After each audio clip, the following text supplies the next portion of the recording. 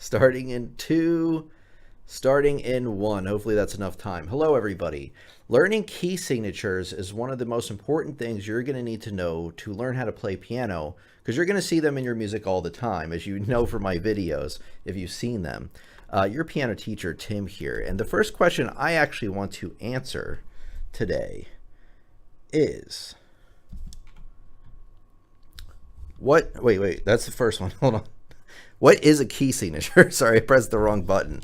Is the main question I want to answer first. And then towards the end of the lesson, we'll talk, I'll give you an introduction into key changes and modulations, which is like where you start out in a certain key, the piece, and then it changes keys. And I'll tell you like what to look out for and what the most common type of modulation is. So welcome everybody, and let's just get started, and then I'll say hi to everybody in the chat afterwards.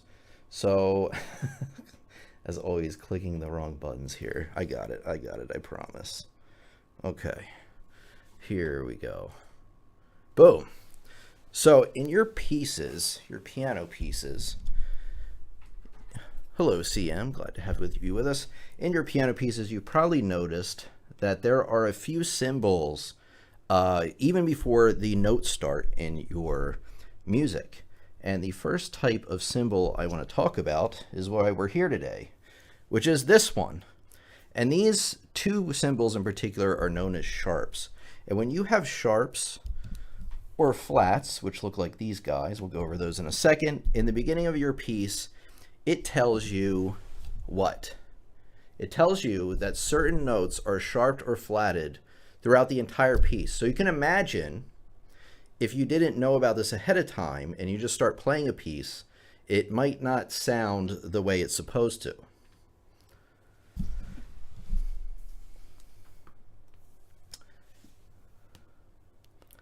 Now, the one thing I want to point out is we have two sharps here, right? 1, 2. Or you may see the whole thing and you may say, oh, there's 4 sharps. No, that is actually incorrect. You only count one of the clefs at a time because, well, you'll see in a second.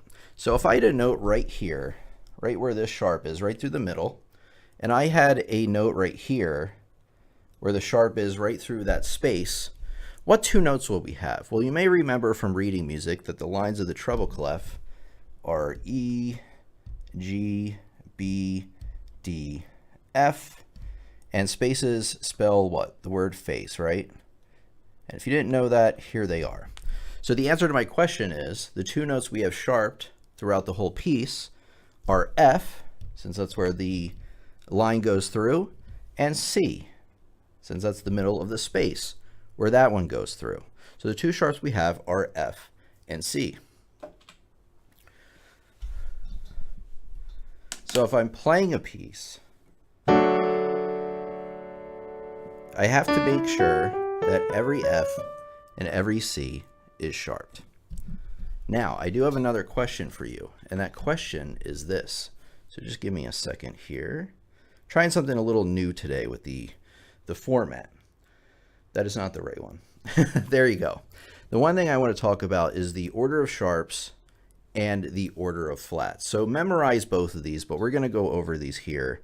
And this is bothering me. This needs another space right there. So the order of sharps is F, C, G, D, A, E, B. Now, what's the deal with this? Why am I telling you about this? Well, let's take a look.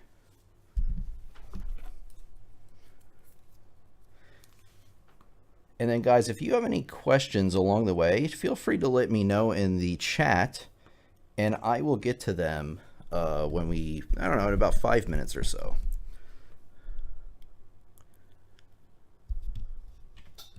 There it is. Okay, first thing I want to tell you is that a key signature can have either sharps or flats, but not both. There, that's what we want. So in this case, we have 2 sharps, F and C. And remember, I said the order of sharps was F, C, G, D, A, and B, and I just said F and C. So that's kind of odd. So let's go here. And let's do to the one with 1 sharp.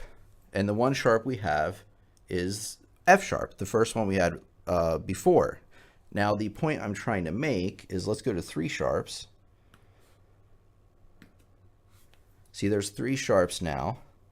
And oh, hey, we had the same 2 sharps we had before when we had 2 sharps. However, we are adding 1 more sharp into the mix.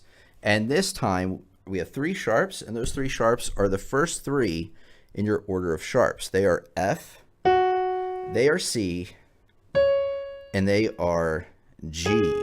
So the order of sharps, here it is. Here's the answer. The order of sharps is the order in which you are adding sharps to the key signature. So the one with 4 sharps, can you guess what it would be? It would be F, C, G, and D. The first 4 in your order of sharps, F, C, G, D. If I had 5 sharps, how many sharps would I have? F, C, G, D, and A. See how that works? If I had 6 sharps, it would be those 5 I just said, plus E, and then if it's all 7 sharps, it would be F, C, G, D, A, E, B. Do you get it? If you don't, let me know in the comments or the chat, and I will get to your questions here in just a minute. Hello, Element. Glad to have you with us. Sorry, guys, I'm getting into teaching mode right now. So let's go back here, and let's see what the key signature with all 7 sharps would look like on here. There it is.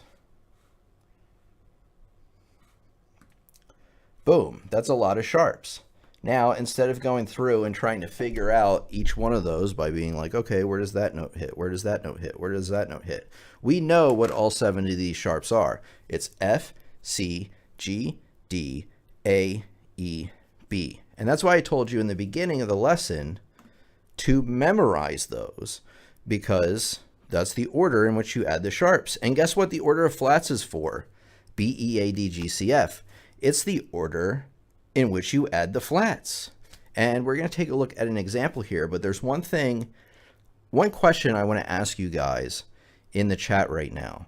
What is the relation to the order of sharps and the order of flats? There's something going on here. They are related to one another. It's not like they're random letters, right?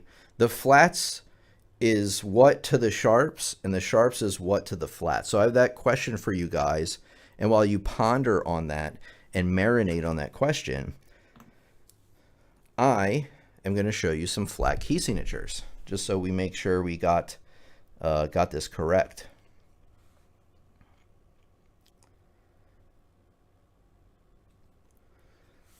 Okay, we have one flat. What flat is this?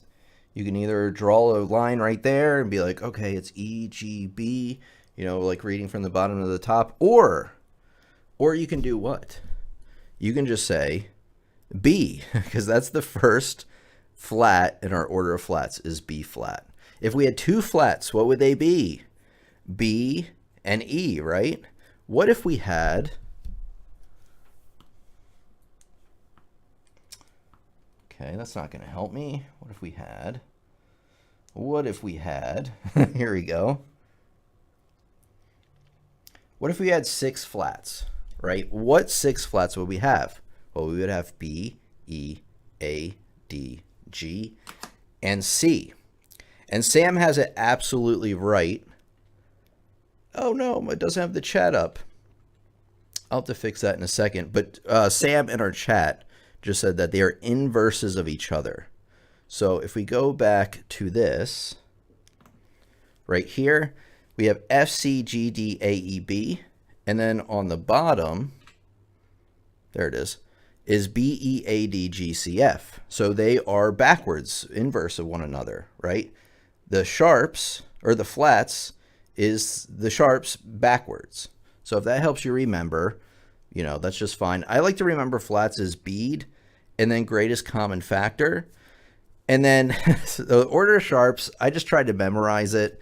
But I remember a student of mine said, we came up with a mnemonic device where it was like fat cows graze daily among elephants and then some other animal. But you can come up with some sort of saying.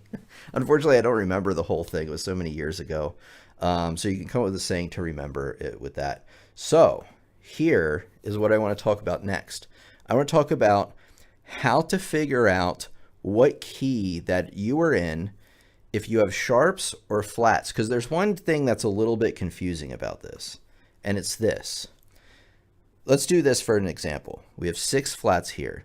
B, E, A, D, G, and C, right? However, the name of this key in major, we'll talk about minor maybe a little bit later, but in major, the name of this key is G flat. So you're like, well, there's so many flats, how do you pick the right one? Well, here is how you do it. So if you have flats, which we do, what you do is you go to the next to last flat. So the next to the one all the way to the right. So this one right here. And that is G flat. And what you do is you play G flat on the piano. And guess what, guys? I have good news.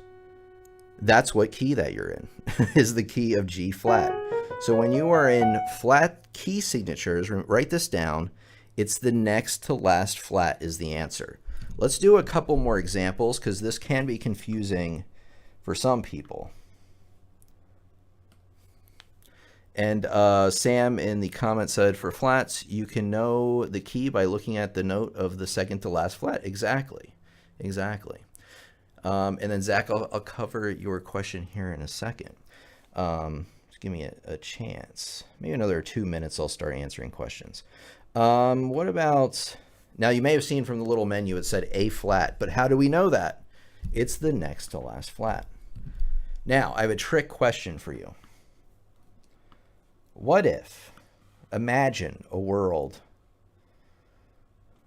where there's only one flat and there's no next to last flat, right? Imagine the world. Oh, wait, we don't have to imagine it. It's right here. You're just going to have to memorize this, but this key is the key of F major, and you're just going to have to memorize that that one's what it is because there's no next to last flat. But I find so long as there's only one of them, it's kind of easy to remember in my opinion. Now, the next question that you should have on your mind is this. What if, imagine a world where this actually works. Imagine a world where there are sharps instead of flats. I know it's crazy, you guys. I know. Just imagine. Close your eyes. What if we had sharps? Okay. Now, you may be thinking, well, you go to the next to last sharp, this one, and that's the answer, but it's not. Okay.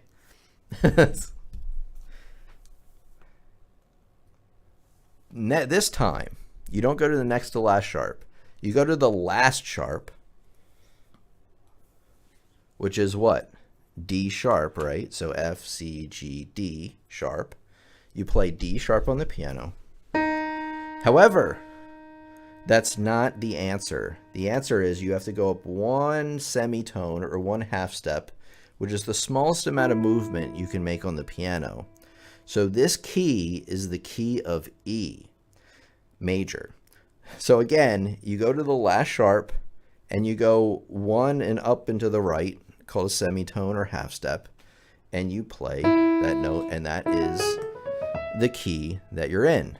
One thing I want to mention is if you put all of the notes in a key that exists in a key from the starting note, in this case E, and you play the sharps that we have and any other notes that are not sharped, that is what we call a scale.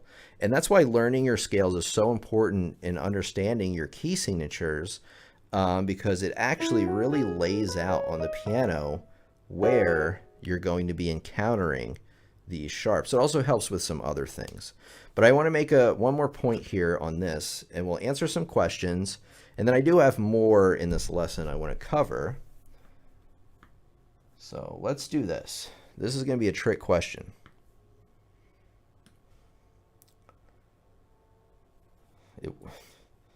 We had a malfunction. Here you go.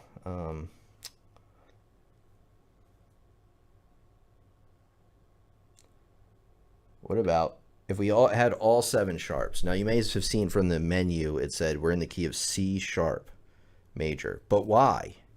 So we have 7 sharps: F, C, G, D, A, E, and B are order of sharps.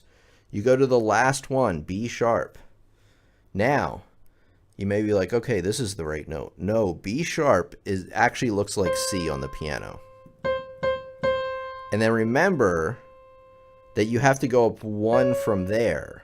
And that's why the answer is C sharp.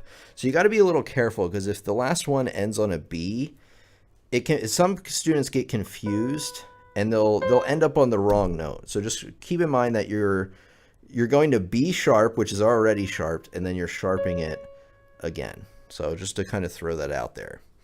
All right, let me do this really quick, because I have some questions for you guys. And if you have any questions for me, now is a great time to let me know what those are.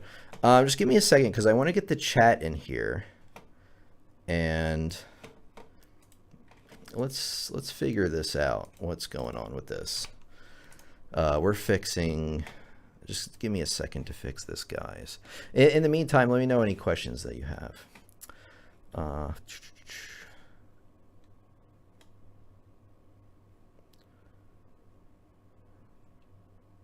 What is the right thing to do? Hold on.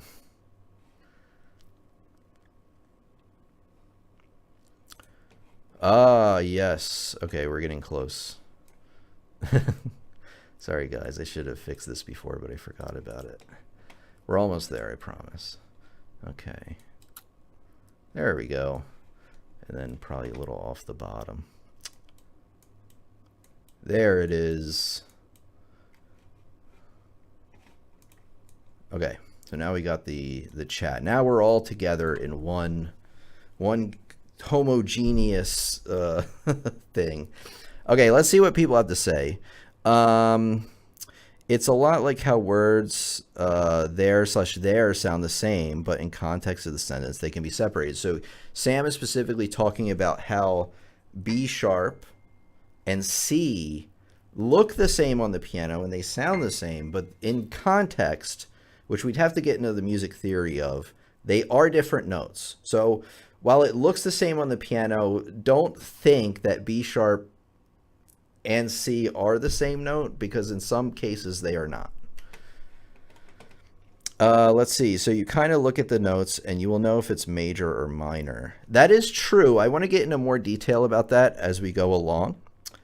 Element says, so it's the last sharp and then down 1 semitone. No, you're almost there. It's the last sharp and then it's 1 up and to the right. Let's see if I can. There it is. So in this case, right, we had B sharp. So there's B sharp. It looks like C. But then you have to go 1 and up into the right towards like the high end of the piano. So you're almost there. You almost got it. Let's see. What else we got? Depends on the piece. The piece and its harmony determine whether or not it's major or minor key. Yes, we're going to get to that hopefully later on. I actually don't have that in my document, but that's a good point to get to. When you find a key, how can you tell if it's major or minor? Okay, we'll get to that. Okay, last one, my bad. It's okay. The sharp is the second one from the left. No, the flats. So write this down, right? Flats, and then second one to the left. So that is correct, but just for flats. The sharps, you go to the last one, and you go 1 up and to the right. Let's see, for flats, you can know the key by looking at the note of the second to last flat exactly.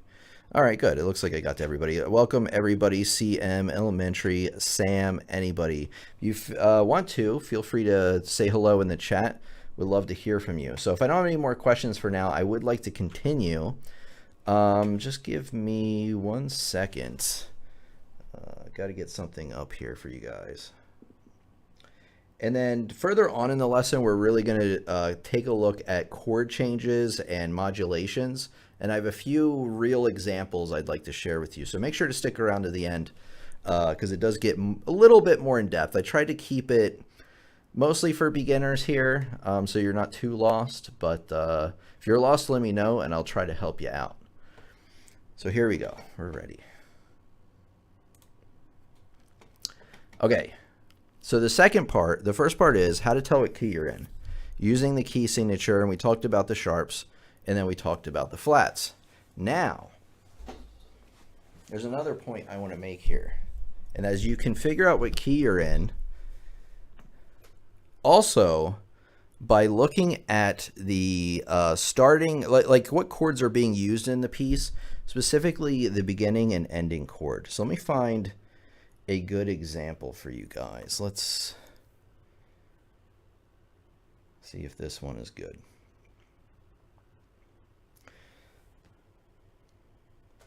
That might be a little bit too, well, you know, we'll start out with this. It might be a little complicated, and then I'll find an easier one. So this is Clair de Lune. This is actually for a video that's coming out next, hopefully Saturday or Sunday. I think you're going to like it. There's a lot to learn from it. So when I'm looking at this piece, first I would probably look at the key signature, right? And what key are we in with this? Assuming we're in a major key. Well, remember, you go to the next to the last flat. We have 5 flats, B, E, A, D, and G. And the next to last flat was D. So we're probably in the key of D flat. Now, if I look at the notes being played in the first measure, now they don't all appear in order, but if I play them all, and I look at what chord is being outlined, it's actually a D flat major chord. So if you want to double check to make sure you're in the right key, you can use the key signature and then be like, okay, what's the first chord being played? I want to find an easier example for you guys. Just give me a second here. I know which one to get.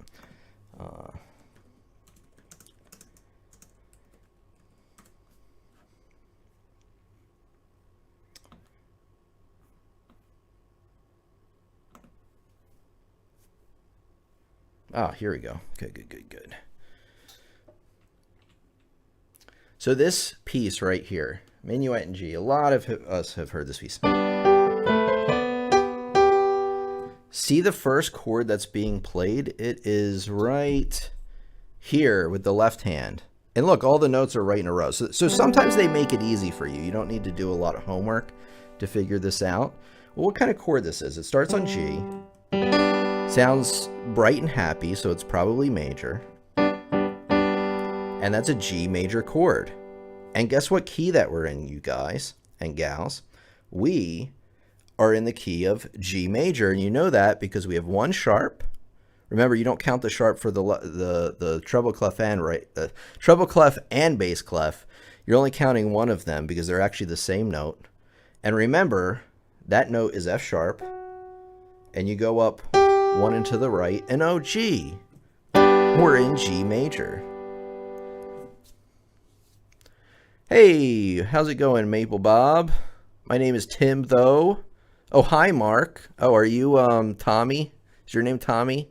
If you understand that reference, let me know in the chat. All right, let's read some comments really quick. Trixie says hi. Hello, Trixie. Glad to have you with us. Let's see. Easy Peasy says Kaylee. Zach says, let's get you guys in here really quick. Zach says, so for making beats and music from scratch, do I need to go fully in depth into the theory and try to learn as much as possible? Yes, especially if you're composing, and even if you're making beats, understanding the theory behind even this type of stuff is really important, because even with making beats, like, you're probably going to need like some sort of chord progression to go along with it. You might be using FL Studio or something like that, and understanding the keys and the chords and how they all fit together is very, very, very important. So the answer is yes. Maple Bob says LOL. Maple Bob knows what I'm talking about, although that could have been your intention. I played this piece at 8 years old, LOL. Well, that's okay, Kaylee. Some of us are not as far along as you are with it. But let's take a look at what we have going on next. I think I got caught up with almost everybody. Cheryl knows what I'm talking about. Oh, hi, Mark, the Room classic. I I want to say a line from it, but it actually, I don't know if it's like that appropriate. Anyway, we'll continue. Some people aren't going to know what we're talking about anyways. Okay. I think there's one part where Mark goes, I feel like I'm sitting on an atomic bomb that's about to explode. And it's just, I don't know, the whole movie's so weird. Let's continue. Let's continue here. I have a question for you guys. Let me type it in the chat, actually. This question relates to what we've been talking about. And here it is. Okay. So this is like a quiz question. If here it is.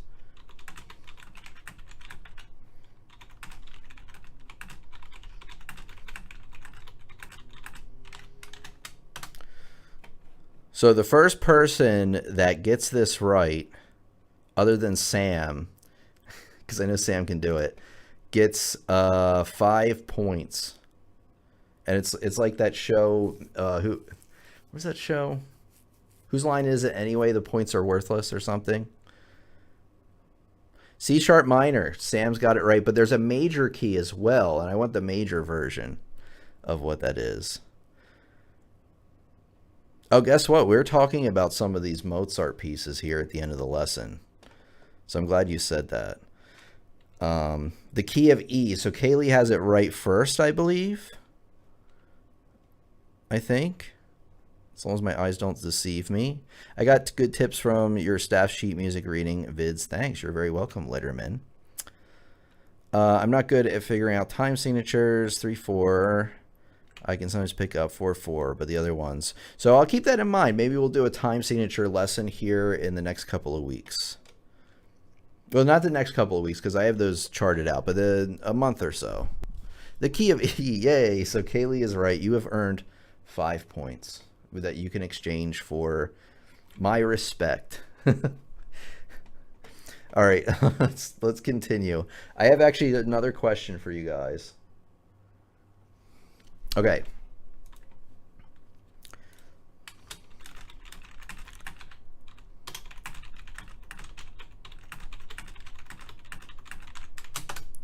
All right, this time we're in the key with 5 flats. What key are we in? I want the major answer from most people, and then for Sam, I want the minor answer.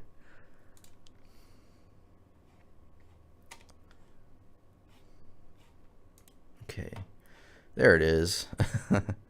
I have a lesson in 14 minutes. I just practiced and ready for my piano lesson. Well, that's great, Kaylee. I'm glad that you're really into learning music. That's awesome to hear. So 5 flats, you guys. What, no prize? I don't know. What am I supposed to do? No prizes. I've thought about doing like not a giveaway, but like I guess a giveaway. But there's a lot of rules behind doing that I don't want to deal with. Like tax. I think there's some tax things too. Oh man, I forgot the acronym. B flat minor, which is correct, right? Yes. I had to think about that for a second. C sharp major, not quite, says Pascal. So remember, it's 5 flats, so the answer can't be sharps. It has to be something flat. Or it could be F, but I don't think it's F. I'll give you that. So remember, the 5 flats we have are B, E, A, D, and G. In one of your videos, you said that younger students don't focus on one thing at a time, and now I fully know what you mean now that I'm only 16. That's true. I don't remember saying that, but that is an observation I think I've come across. The key of D flat.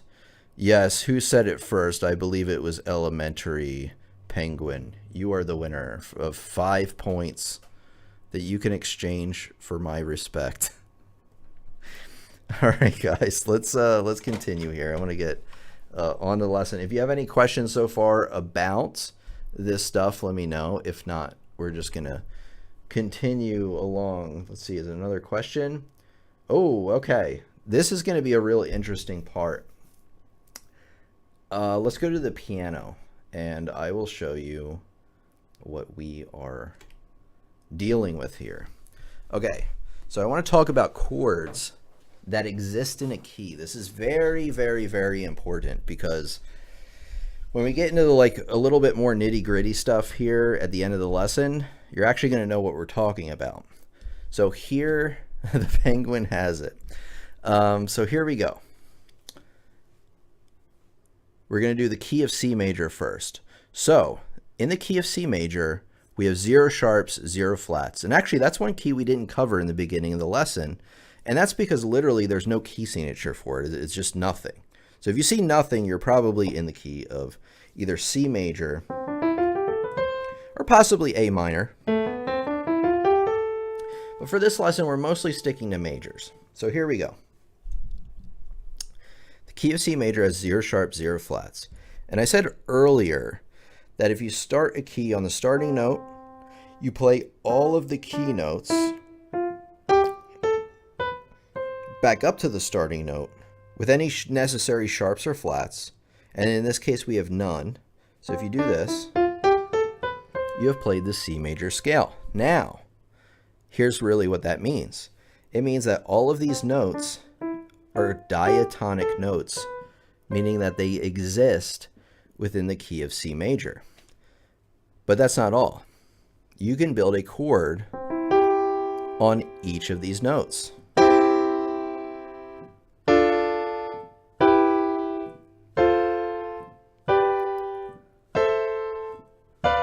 And these are all of the chords that exist in the key of C major. And just like there are 7 individual notes, 1, 2, 3, 4, 5, 6, 7, and then you repeat the last one, there's 7 individual chords. And these are actually numbered. So this is the 1 chord, 2 chord, 3 chord, 4 chord, 5 chord, 6 chord, and 7 chord. And those are the notes that exist in, or chords that exist in the key of C major. Now, if you had a key signature with 0 sharp, 0 flats, and it started and ended on the key of, and it started and ended on the C major chord, then you're probably in C major. If it ended and began and ended on the A chord, A minor chord, you're probably in A minor. So you want to see what, like we talked about earlier, what the first chord of the piece is, and that's going to give you a clue as to whether you're in major or minor. It's one of the clues. But for right now, just know that there are 7 chords that exist in C major, and that's what they are. Now I want to talk about G major for a second, because it's the perfect one to talk after C major. So now, if I played from G to the next G, from the starting note to the starting note, and all of the scale notes in between, oops, I made a mistake. Remember that the key of G has 1 sharp, F sharp. So when you're playing the scale, you got to make sure that that F is sharped as well. You'll know you get it wrong if it doesn't sound quite right.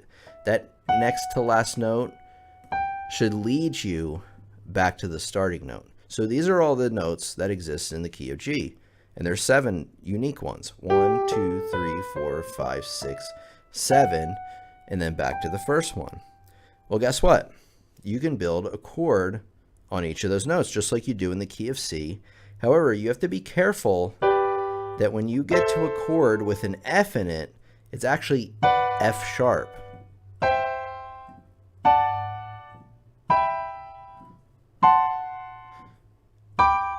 Just like that. So when you are looking at a key, remember it's the whatever note you're starting with, whatever the key name is. So we're in the key of A major. We're starting on A and ending on A. And we have 3 sharps in the key of A major, F, C, and G sharp. So whenever I have an F, a C, or a G in any of these chords, they have to be sharped. And when you're first doing this, this can be quite a lot.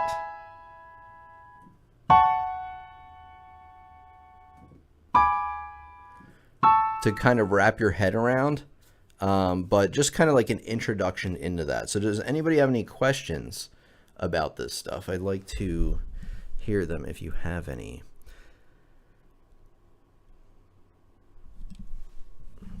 All right, let's see what we got. Let's kind of go back here. I'll ask my question later. That's good, Sam, because you probably have the more complicated questions. Key of D flat, key of D flat, 4 flats, 5 flats is D flat. Yes. D flat is my home key. That's awesome. I don't know what that means, but congratulations. The penguin has it. Like 1 minute, I'm learning scales, and then I'm sight reading. Wait, what was your question? Do you have a question from before? Okay, I got it. Oh, you were referencing that. I was correct. Just and mnemonics. C major and D flat are the same. Well, they appear the same and sound the same. The first chord of the key is the name of the key. Yes, true. So if you're in a key and the first chord is B major, you're in the key of B major. Ear is king, says Maple Bob. True. So if you're listening to a piece, right? This is actually a really good point. It sounds like this.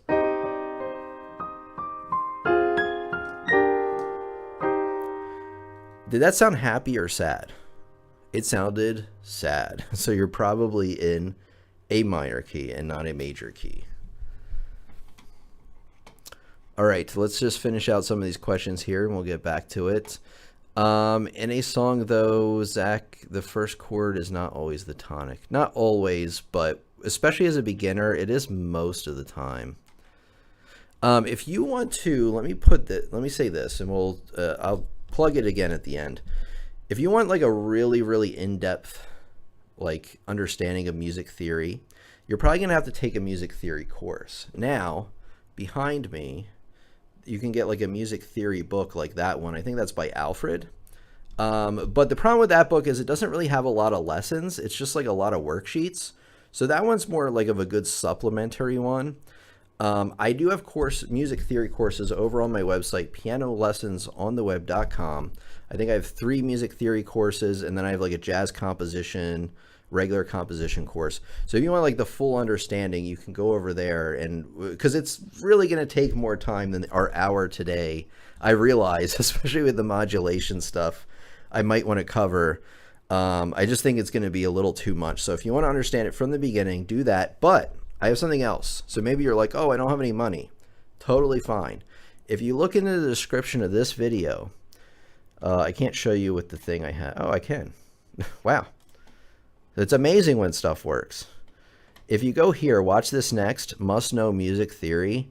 This is actually going to catch you up on a lot of stuff. So if you feel like I'm moving too fast, or maybe we jump around a little bit and you want it from like the beginning, and you don't have any money to spend on courses, which is totally understandable, check out that lesson next once we're done. And then you should be good to go. I'm glad I put that there. I totally forgot. Tim, not to get ahead, but what are non-diatonic chords in a key and passing chords? That is quite far ahead. That I might cover that in that lesson that I just gave to you. But let me answer part of this question. What are non-diatonic notes? That's one question I do want to answer here right now. Just give me a second here, guys. So non-diatonic notes. Now, if you remember, I said briefly that all the notes that exist in the key, we'll go back to the key of C, 0 sharps, 0 flats. All of these notes are what's called diatonic notes, meaning that they exist within the key. So for the key of C, it's easy.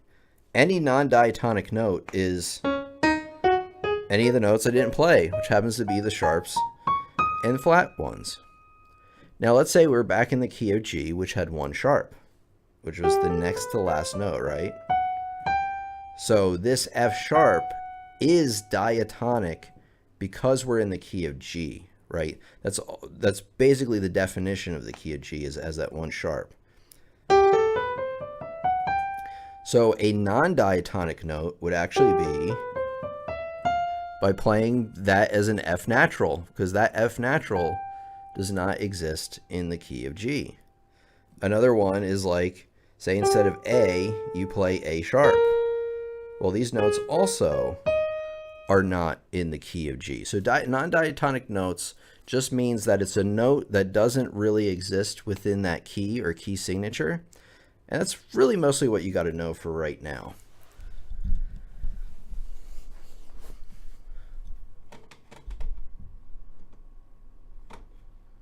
Let's see what we got here. Let's see. Okay. Now. I understand what you mean, though. Yes, I meant in the keys, not just the songs. Okay. Tim, didn't mean to take you off your curriculum with the non-diatonic stuff. That's okay. It's important you know what diatonic versus non-diatonic is. I tried to make it just for explanation for a beginner here, because like I said, we don't really have. I kind of I underestimated the scope of this lesson, which means I wanted to cover too much stuff. I realized that for modulations, I'm probably going to want to just do an hour just on that, but we do have some time left, so we'll see what we get to for sure.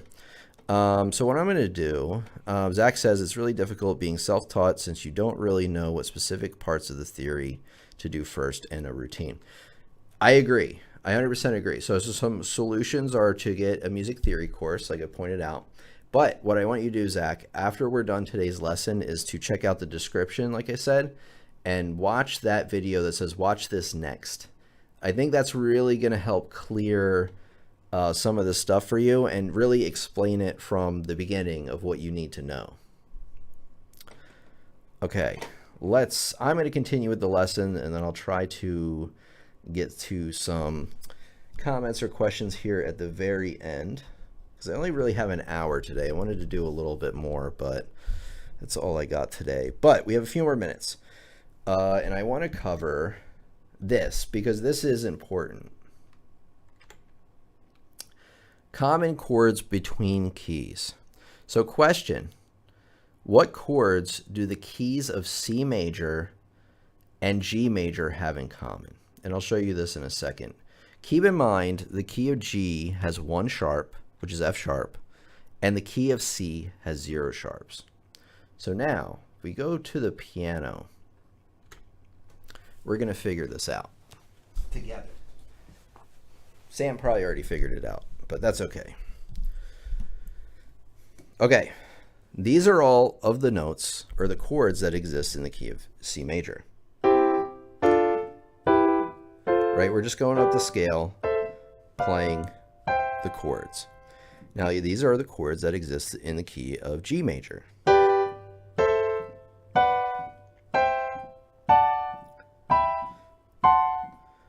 Now, there's an easy way to figure this out, and I want to propose a question for you. What note, there's only one note, what note is different between the key of C major and the key of G major? There's only one note difference. I want to see it in the comments though. So I'm gonna wait until I get the answer. There's only one note different, and actually it's kind of written on the sheet already, but we'll see if you guys are paying attention. F, exactly, Zach. Actually, that makes me really happy that you got it. So F sharp is the difference between those two keys. Now here's where this comes in, because the question was, what chords do the keys of C major and G major have in common? And I'll tell you this, you can use this as a shortcut. It's any chord that does not include an F, right? Because that's the difference, that F between the F and the F sharp. So what that means is that the C major chord exists in both keys because it doesn't have an F in it. However, D does not, right? Because it has an F in it. E minor does exist in both keys because there's no F in that chord. F does not exist in both keys because there's an F in the chord. So any chord that has an F in it is not in common, and any chord that does not have an F in it, like C, E, G, and A all are common chords between both keys. And one of the common, I guess where I'm going with this is that composers will use common chords between two keys to change key, or what we call modulate. So there, I answered it. If you want to, leave this in the live chat, but I do want to move on from this. The question is, the key of G major now and the key of D major have how many chords in common? And then I guess another bonus one is, what chords do they have in common? So if you know that, do that. But I want to basically get through the rest of the lesson here. So the common chord modulation is a modulation, is basically, I can't read today, a key change where the song is all of a sudden in a different key. So if I'm starting out in this, like, and then all of a sudden it's like,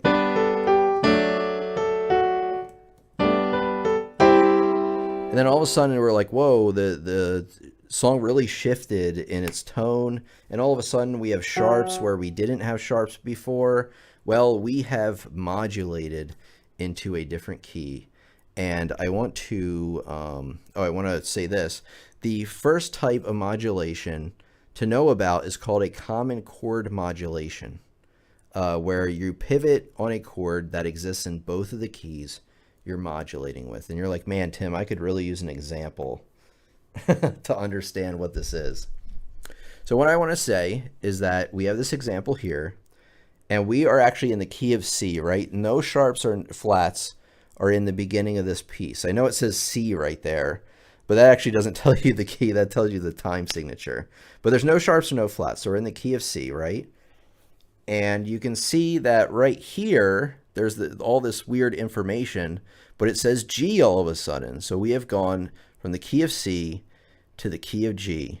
Now, if I didn't have any of this stuff at the bottom written here, how would I know that? Well, you would know that very easily because you have a D sharp right here. And that kind of usually, especially if you're in the key of C, clues you in that something has happened. Something has changed, right? Because D sharp is a non-diatonic note in the key of C. However, it does exist in the key of what? The key of G. So let me play this and we'll see what this sounds like.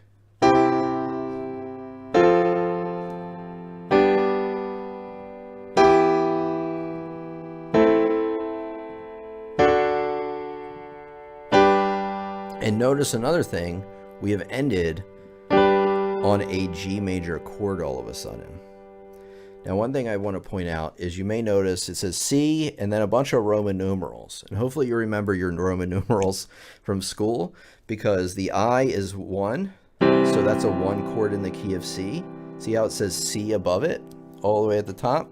And then we go to an F chord, and F is 1, 2, 3, 4 notes in the key of C. Now, it happens like that. And then the next one is the V, which is 5, which happens to be G in the key of C. And then here's where it gets weird. See how it says G and then it says 3 on top, 6 on the bottom? Well, E minor is the 3rd chord in the key of C, but it's the 6th chord in the key of G. And remember, it was one of the chords that I had listed as a common chord between both keys. So that's what we mean by a common chord modulation. They pick a chord that exists in both keys and they use that to pivot, because look at the next chord. It has the same thing. It has 6 on top, which is A minor in C major, or it's the 2nd chord in G minor, or G major, sorry. And they're using that to pivot because now we're going from the 6th chord to a 5 chord and then 1 chord, but now we're finishing it in G. So you can tell, like, by listening.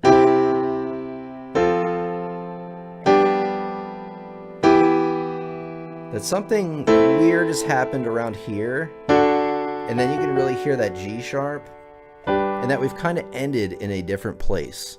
So if you're ever listening to music and it's like, oh, it really like went differently than I expected it to, it's possible that you have changed key. And one of the common ways to do that is that they pick a common chord between both keys, and then they kind of pivot to the different key after that. Because if you take a look, we begin on a 1 chord and end on a 1 chord. However, they're not the same chord, right? Because we go from C major, which is the 1 chord, then we finish on G, which is the 1 chord.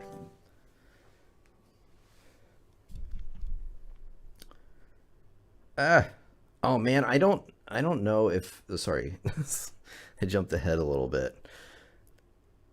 Let's see what we got here. I actually want to, I don't know if we'll have time for the rest of this. I would love to continue this later. I know this example can be I remember when I was learning this stuff for the first time, it can be very confusing, but I just really want you to know basically about keys and key signatures, which tell you how many sharps or flats are in a key. And then I also wanted to show you like how you can build chords on each of the notes in the key to basically have whatever chords exist in the key. And those are called diatonic chords. And the notes they're made of are called diatonic notes. And then the other thing I want you to remember is that there's common chords that exist between 2 different keys, right? So from C major and G major, we had, let's see, we had C that was in common. Anything with not an F in it, so E,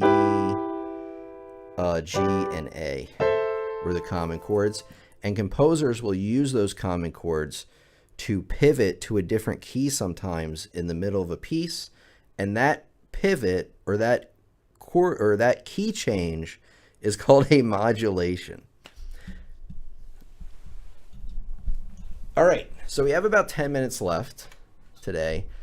I want to know any comments or questions that you have. If we can, I'd like to get through another example here because it's actually, you know what, we will get to this example even if it takes me another 5 minutes. So let me know any comments or questions you have, and I'll get to those now. And then at the end, we'll take a look at a real Mozart example, and I'll try to explain better, you know, what key changes are all about and try to wrap up this lesson cohesively, because I know it can be a lot for beginners, and it's something that you're probably going to have to revisit a few times before you get it, but I really wanted to introduce you to this concept today. All right, hello, Tim and Chat Muffins here. Welcome. I do that unknowingly when composing and pivot. What are your thoughts on power chords in this context? So power chord, that's interesting. Power chord is like a chord where you don't have the middle note.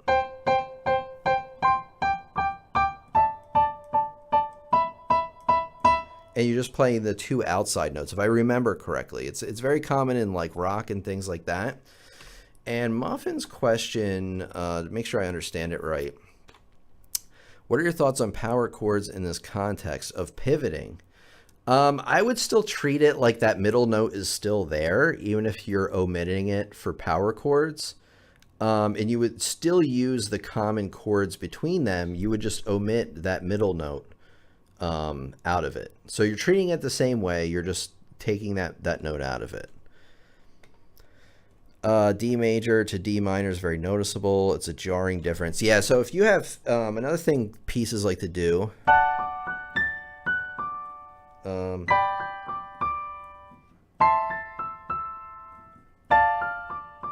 is they like to go from the major version of a key, like D major, and then modulate to a D minor. Just to let you know that's out there, especially if you've played the D minor and then the D minor after the key change, you can instantly notice it. Okay, so they're having a conversation here. I see, makes sense. Thanks. You're very welcome. Key changing helps change the mood of a piece, which is a great point. So you may like ask, like, why would you ever change the key? Well, one, it's kind of to subvert expectations. The listener, you know, if you have a song that just does this the whole time, your ear is going to know, like, okay, you're going to start to know that, like, after you play this chord comes next. But if you do something like...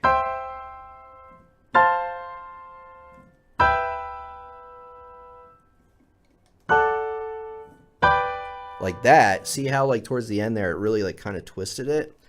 That's another reason a composer will do it. Or if they want to change from major to minor, like I mentioned before, major sounds bright and happy, or maybe they might modulate. And that changes the mood of the piece. And that's why composers do a lot of the things they do, is because they're trying to convey some sort of idea, emotion, or mood into their pieces, and key changes and chord changes is one of the ways that they do that. So that's a great comment by Sam. Thank you. Do I have water? Give me a second, guys.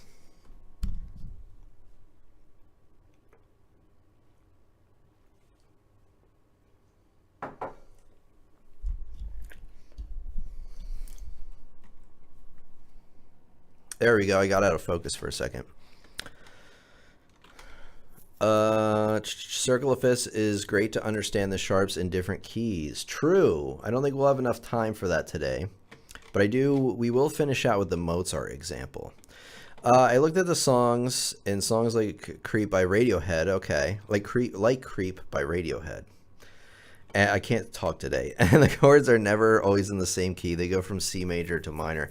Okay, Radiohead is, if you're a beginner, is not something you want to be analyzing as a beginner. Radiohead is very experimental, both in its chords, harmonies. So if you hear the word harmonies, a lot of times that's interchanged with chords.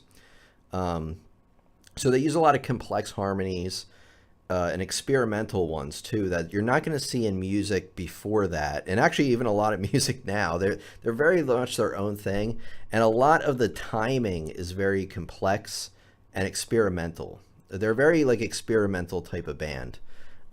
So while I love Radiohead, very interesting to listen to a lot of cases, it's for beginners is not a good, you're not going to have a good time analyzing it.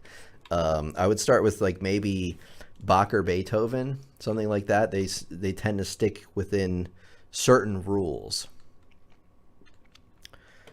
Do common chords have any relationship to passing chords?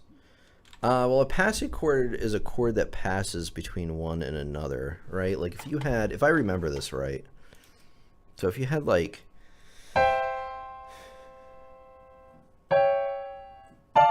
so if you had C major and you had, the next chord was D minor, and you wanted a passing chord between them, you would do something like C sharp diminished, which is like halfway in between. See how that has like a kind of a cool pull to it that kind of helps pass between each of those chords? It's like a passing tone, right? Let me break it down even simpler. So in the key of C, that's or say you have a C major chord, C, E, and G. And those are what we call our chord tones, right? And a passing tone is when you start on a chord tone, you hit a non-chord tone, which doesn't exist in the key. We'll do it down here. So that doesn't exist in that C major chord, but these notes do. So the D is the passing tone. Just like that. So a passing chord is a little different. I wouldn't even say that that's necessarily a key change, but more of a temporary type of thing. I'd have to really go into more detail about that, unfortunately. Let me think a little bit more on that. Hopefully I can get a little more detail for you by the end here. If not, we'll have to cover this again. Let's see. Bach is a little more difficult, especially with the counterpoint. That's true. Yeah, Mozart and Haydn are better starting points for analysis. That is true. That is true. And if you don't know what counterpoint is, it's like when two melodies are going on at the same time simultaneously. And with counterpoint, there's actually certain rules that can be a little complex for beginners, for sure. Yeah, it creates dissonance. That's actually a great thing, Muffin. So you have a chord like C major, which is a consonant chord, D minor, which is fairly consonant, right? And you're putting a passing chord in there, which is diminished, which is a dissonant chord. So consonants, dissonance pulls you back to consonants. So that's a great, that actually, I think you're on the right track with that. Passing chord is more of a consonants dissonance tool than a total key change. Total key change is like after that moment, that common chord, we're all of a sudden in a different key. Like the 1 chord is different, the 5 chord's different, and now we have the new key signature that we are abiding by. But that's a great thing to bring up. Sylvia, welcome, by the way. Oh, I already answered that. Let's see. Yeah, I looked at chords. Okay, I got to that one. So in modern pop music, do they normally stay in diatonic chords in the key for the whole song? Yeah, it depends on who it is. Well, I guess Radiohead definitely wouldn't be pop music. So yeah, a lot of the pop music is very, very simple. Even a lot of Taylor Swift stuff in terms of like the complexity of the music, it's very simple, which also kind of makes it more catchy at times.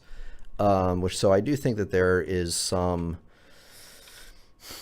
intentionality there going on. Ooh, let's go up. Don't want to accidentally ban somebody. I think I did that one time where I clicked this and I was like, report. And I was like, no, no, don't do that. Luckily I exited out of it.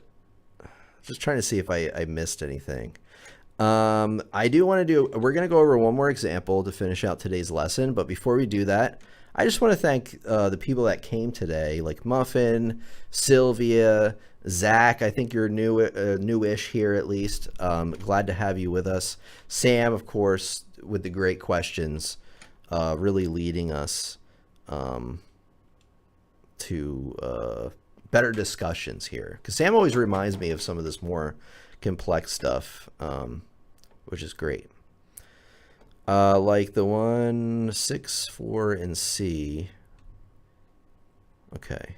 That might be a little more complicated than I want to touch on at this second.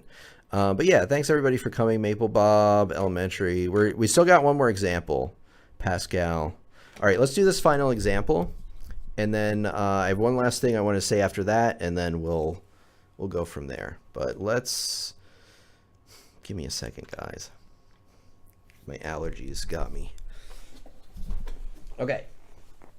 Now, I got a final example I want to go over, which is this.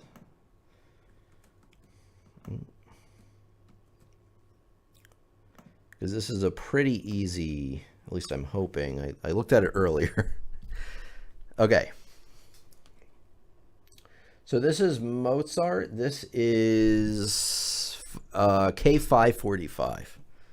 So it's pretty famous piece.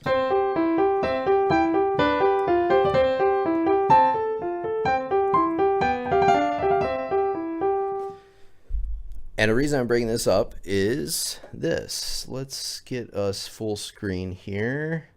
There we go. So what key are we starting out with? No sharps, no flats. So we're probably in the key of C, right? And let's play this first few notes and play them all together. Well, that sounds like a C major chord if I ever heard one.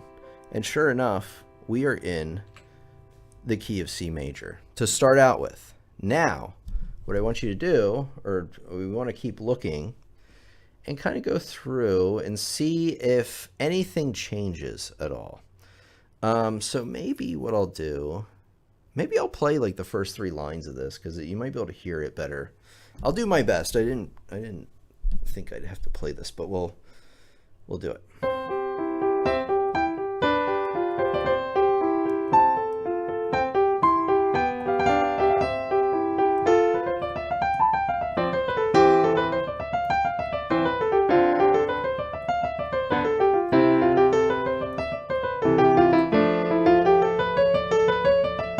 Now, I just finished out line 2.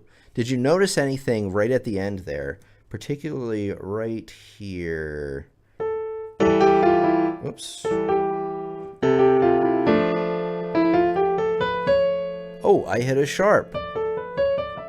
So there might be some indicator that we've changed key here, but let's continue and see how this section finishes. It finishes on this next line here, the next to last measure. So let me continue here.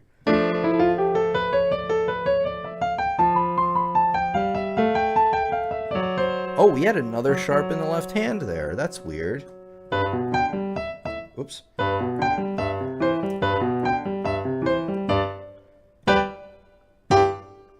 Oh, wow, we finished that section in a G major chord.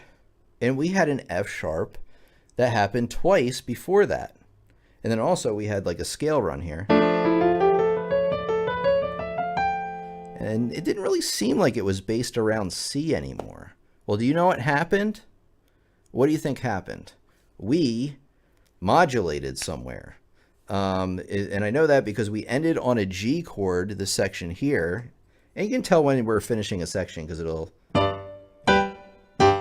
just kind of sound final, right? I could end the piece right there and we'd be at the end. And we had some F sharps before it. So we ended on a G chord, G major chord. And we had an F sharp.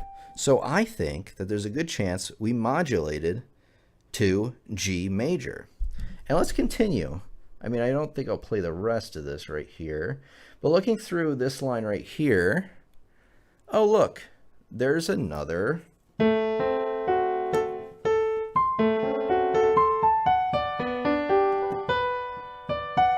And if I'm outlining these chords, oh, that is a D major chord. And the next chord that comes in, if I played it all together, oh, no. Oh, wait.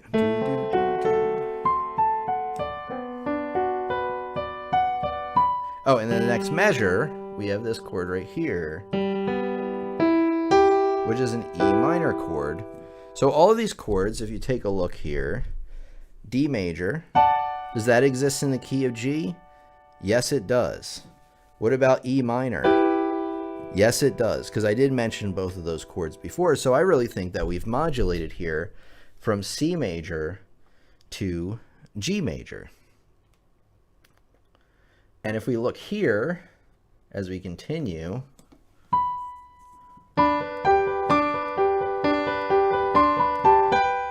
we are outlining a G major chord. So everything all of a sudden seems to be focusing around G, and we have encountered a modulation from C major to G major.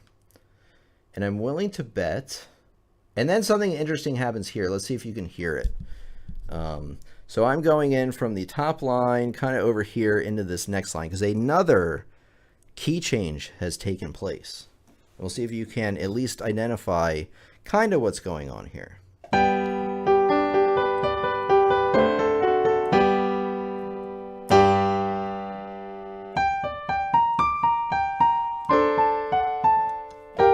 Ooh, that's interesting. We went from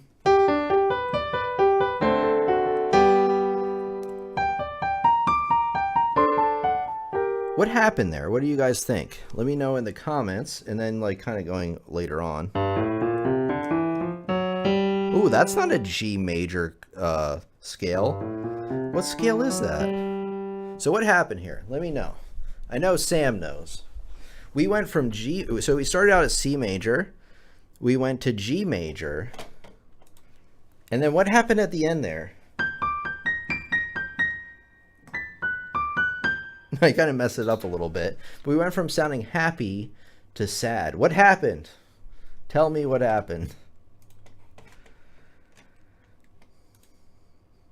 We changed to G major. Well, we went to C major to G major, and then there's one more. From major to minor. Muffin got it right. Exactly. So we went from G major to G minor, which I told you was a common way that they change keys sometimes, is they'll end a section in the major of whatever key you're in, so G, and then the next section will be in G minor, which kind of really, you could really tell there was a difference there.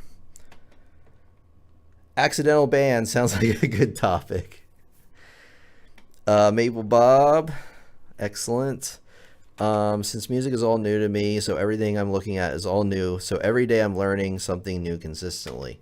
Well, that's great. And like I said, if you're new, some of this stuff may be really confusing at first, but trust me, by just constantly like kind of learning, right, you're going to see this stuff over and over and over again. So the next time you hear about modulations and keys and key signatures, you're going to understand a little bit more. And then one day it's really going to start to click with you. I promise. That's how it is with me and every other student I've always had. So keep up with it. There is one last thing I want to tell you guys, and then I'll see if I missed any comments or questions here. Okay, there's one more thing I want to go over. Let me bring up this. So if you enjoyed today's lesson and you want to support what we do over here on Piano Lessons on the Web, that's what LOTW means, Lessons on the Web. It's kind of like Lord of the Rings, but Lord of the I don't know, the web. Anyway, if you want to support us in what we do over here, watching, liking, and commenting on videos is a great way. Probably the easiest way for all of us. But another great way is by becoming a channel member by clicking the blue join button. And then there's a couple of tiers you can join with, but that's just a way to kind of help support what we do each month.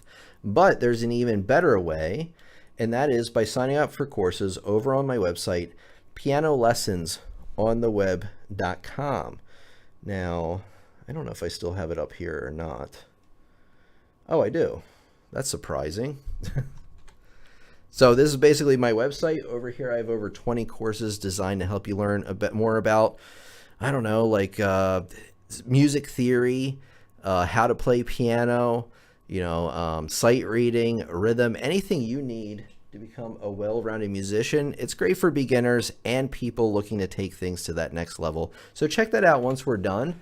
And I also mentioned this before, that at the end of today's lesson, this is exactly what I want you to do, other than go to my website, of course, and check that out. I want you to watch, wait, here it is. I want you to watch this video. Watch this after, wait, watch this right now. It's music theory. So I mentioned to a few of you that that's probably what you want to check out, because that will introduce you to theory right from the beginning. We kind of jumped around a little bit today, and I think that that will help clear some of the maybe confusion or questions that you have up. The other thing I want to tell you before we go is that I do have a lesson coming out next week. So we met live today. Next week, I have a new lesson that I've been working on for a long time. It's finally ready. That will be out next week. And then the week after, we are meeting live again, which you can find on the YouTube channel. I've kind of already posted it there. Thinking if there's anything else I need to tell you guys. Oh, and then the next week after that, so basically what the schedule is, we're meeting live, and then there's a lesson coming out, and then we're meeting live again. And my hope is after that time we meet live, there's going to be another recorded lesson for you guys, so that there's something new happening on the channel that you can look forward to each week. That's the goal. I don't know if I'm going to make it every time, but I think we're in track, at least for the next 3 weeks, to have live, lesson, and then another live. So hopefully that sounds good with you guys. I really appreciate you guys coming out today. When I have a good chat, it makes it so much better. Like the worst ones we ever do are the ones where like nobody says anything and then I don't know what to do with myself. Thanks for what you're doing, says Muffin. You're a great teacher. Just something to add to the conversation. As an adult learner, time management is hard. Any tips to make that work? Yes. I would practice at the same time every day if you can. Okay, and that's probably the struggle, right? The more of a habit, here's what I would do is I would try to make it a habit first and not put any time limits on it, not put anything else on it. So what I would do is find out how many days you're practicing now. Say you are practicing 2 days a week now. Make your next goal to practice 3 days a week, no matter what. Now, here's the thing. There's no time limit on it. So if you want to practice for 15 minutes each of those days, In the beginning, that's fine, because what I want you to do is start to build a habit of doing it more days than you're currently doing. Then once you accomplish that, say you're like, oh yeah, I've been doing 3 days a week, 15 minutes. That's easy for the amount of time that I have. Then what I want you to do is start increasing the time on each of those days. So maybe then go see that you could do 20 minutes 3 days a week, or 4 days a week, or 5, however you want to do. So establish that habit. Make it easy for yourself. Don't be like, oh, I'm going to do 3 days a week, an hour each time, and I don't have time in my schedule. No, just be like, I'm going to hit those 3 days a week, no matter what. You know, for a minimum of 15 minutes, I think that's pretty doable. And then, like I said, once you can do that, then increase the time on each day and make that a habit. So then you're doing 20 minutes a day, 3 days a week. And then once you manage that, add one more thing on it, maybe make it 25 minutes a day, 3 days a week. So don't try to add too much on your schedule right now. Baby steps, establish the habit first, and then build from there. And that's something that I've been doing recently that's been working really well. Like, I've been getting into piano practice myself, and that's what I did. I said, all right, I'm going to get in there 3 days a week. There's no time limit on it, right? I don't need to be in here for 45 minutes or an hour. The first is to establish that habit. That's a pretty good strategy. Thanks. I'll look at it as a habit. Yeah, and where I got that idea is from, oh, you can't see it, but there's a book called Atomic Habits. And there's a lot of little things in that book that are very helpful, little strategies like that, because our minds work like this. We are very creatures of habit, right? We like to walk the same paths to work every day, or drive the same paths, right? Usually, you're not usually going out of your way to find new ways to do things. You really find a way to do it, and then we like to do that over and over, and that actually makes things easier for our brains to do. So if you establish that habit, building time on each of those days is going to be much easier. It's just a weird hitch in the human mind. We're very habitual creatures, as I know from all the bad habits that I've had to get rid of over time. Mabel Bob says, thanks, Tim. You're very welcome. You're very welcome, everybody. We're really happy to have you with us, especially Zach, who is new today. Come out again anytime we meet live. I'd love to see and hear from you again. Wendy, hi, I'm late to the party. Will you have the recording? Yes. So after this, the recording will be up either instantly, or sometimes it might take an hour or two. But I'm not going to stop the recording from going up. It's just going to be up almost right away. Thank you for sharing your knowledge with us. You're very welcome. Yeah, okay. I think I got to pretty much everybody. I mean, there were some comments that I felt like were a little bit too complex to tackle today. You're very welcome, Cheryl. Glad to have you with us, McFarlane. Yeah, we've had you here before many times. Trixie, same. I think I've seen you quite a few times. Happy to have all you guys out. And thank you, Sam, for being our moderator today. I know that there isn't a lot to moderate these days, but you do a great job keeping the discussion going. One last thing I want to ask you guys is to hit the like button on this video. It helps other people know that this is a quality lesson that they can learn from as well. I don't know if it helps with the algorithm, but it does help in like letting people know, like, hey, this is a good video.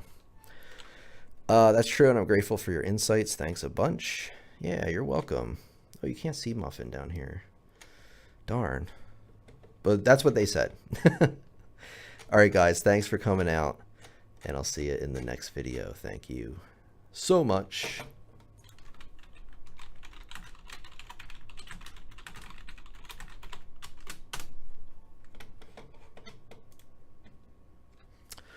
So long.